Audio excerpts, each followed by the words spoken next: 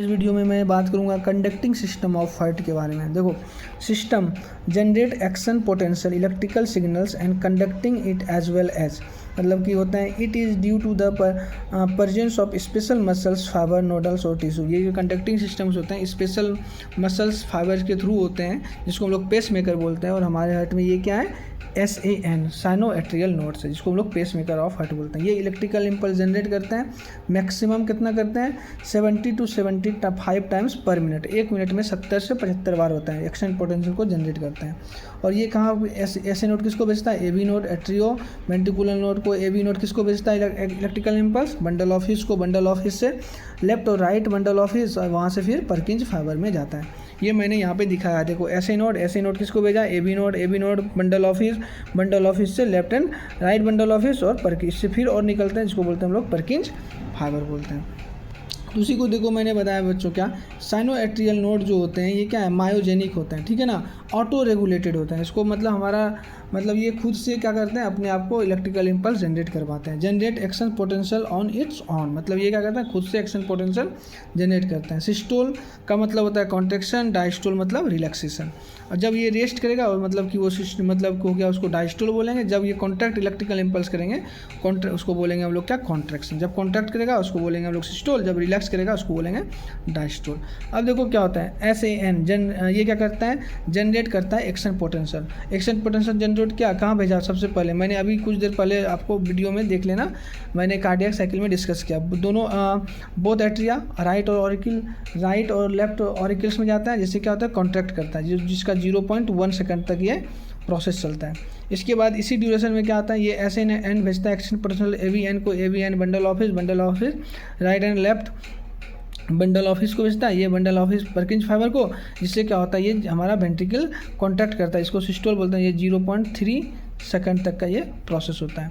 इसके बाद after 0.3 second के बाद क्या होता है, दोनों क्या होता है, हमारा रिलैक्स करता है। तो देखो मैंने बताया ऑरिकल सिस्टोल कितने time, 0.1 second, joint diastole 0.4 second, और हमारा वेंट्रिकल सिस्टोल कितने होते हैं, 0.3 सेकंड तक होते हैं। पार्शियल फीलिंग भी होते हैं।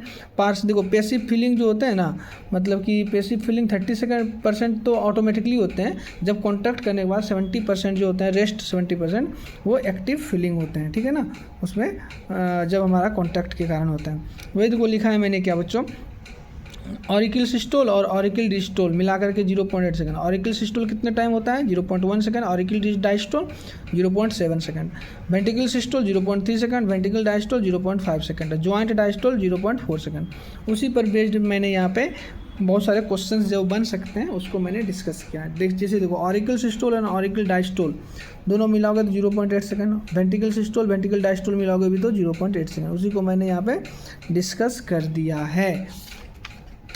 अब देखो बच्चों, यहाँ पे मैंने क्या लिखा है, इम्ब्रियो में होल पर एक होल अगर प्रेजेंट हो जाएंगे एट्रिया में, उसको बोलेंगे हम लोग फोरामेन ओव्यूल्स बोलते हैं, ठीक है ना। Son that the connects pulmonary artery and aorta called ductus arteriosus, इसको बोलते हैं, ठीक है। एडल्ट में देखो अगर होल प्रेजेंट होगा, अगर डेवलपिंग में इसको स्कार बोलेंगे, फोसा ओवियलिस बोलते हैं, डेवलप्ड डक्ट एज आर्टियोसस, ठीक है ना, इज कॉल्ड लिगामेंटम आर्टियोसस बोलते हैं इसको। हार्ट का साउंड के बारे में, लब और डब कब होता है मैंने बता दिया। लब जो साउंड होता है लॉन्गर पिच होता है, लार्ज ड्यूरेशन के लिए होता है, जब हमारा बाइकस्पिड और ट्राइकस्पिड वाल्व क्लोज होता है। डब जो होता है स्मॉल पिच होता है, लेसर थोड़े समय के लिए होता है, और ये जब सेमी लूनर वाल्व क्लोज होता है तब होता है। उसी को मैंने यहाँ पे दिखाया। अगर डैमेज होगा हार्ट, मतलब मान लो, तो उसमें हार्ट मरमर का क्या होता है, जब हमारा भाल्व अच्छे से काम नहीं करेगा तो हार्ट मरमर का प्रेशर आता है। अब देखो ये क्वेश्चन हम लोग को जो इंपॉर्टेंट डिस्कस करना है, इन डायस्टोलिक वॉल्यूम देखो क्या होता है, वॉल्यूम और amount of blood present in ventricle, मतलब वो वेंट्रिकल आफ्टर वेंट्रिकुलर रिलैक्सेशन, जब वेंट्रिकुलर रिलैक्सेशन के बाद जो हमारे वेंट्रिकल में टोटल ब्लड होते हैं प्रेजेंट होते हैं, उसको बोलते हैं हम लोग वेंट्रिकुलर इन डायस्टोल वॉल्यूम, ठीक है ना, जो 120 ml के करीब होते हैं। इन सिस्टोलिक वॉल्यूम क्या होता है, मतलब वॉल्यूम और amount of blood remains present in ventricles after ventricular contraction, जब वेंट्रिकल कॉन्ट्रैक्ट कर गया उसके बाद भी दोनों लेफ्ट और राइट वेंट्रिकल में जो ब्लड प्रेजेंट होता है उसको बोलते हैं हम लोग इंड सिस्टोलिक वॉल्यूम, मतलब सिस्टोल के बाद जो 0.3 सेकंड का होता है उसको, वो होता है लगभग हार्ट में वेंट्रिकल में 50 ml ml जो ब्लड है बचा रह जाता है। फिर होता है हमारा स्ट्रोक वॉल्यूम, वॉल्यूम और amount of blood pumped by each ventricle पर बीट, जो 70 ml होता है, मतलब एक बार हार्ट बीट होता है तो कितना ब्लड बाहर आता है उसको मतलब होता है, उसको बोलते हैं स्ट्रोक वॉल्यूम, जो होता है अबाउट 70 ml। तो देखो इंड डायस्टोल वॉल्यूम निकालोगे तो क्या होगा, इंड सिस्टोलिक वॉल्यूम प्लस हमारा स्ट्रोक वॉल्यूम, ये मिला के हमारा इंड डायस्टोलिक वॉल्यूम। तो इस तरह से स्ट्रोक वॉल्यूम निकालोगे तो end diastolic volume minus end systolic volume. अब आता है क्वेश्चन, कार्डियक आउटपुट क्या होता है, CO। देखो volume of blood pumped by each ventricle पर मिनट, मतलब एक मिनट में जितना हमारा हार्ट जो होते हैं, एक मिनट जितना ब्लड को बाहर निकालता है, पंप करता है, पूरे बॉडी में सप्लाई करता है, उसको बोलते हैं हम लोग कार्डियक आउटपुट।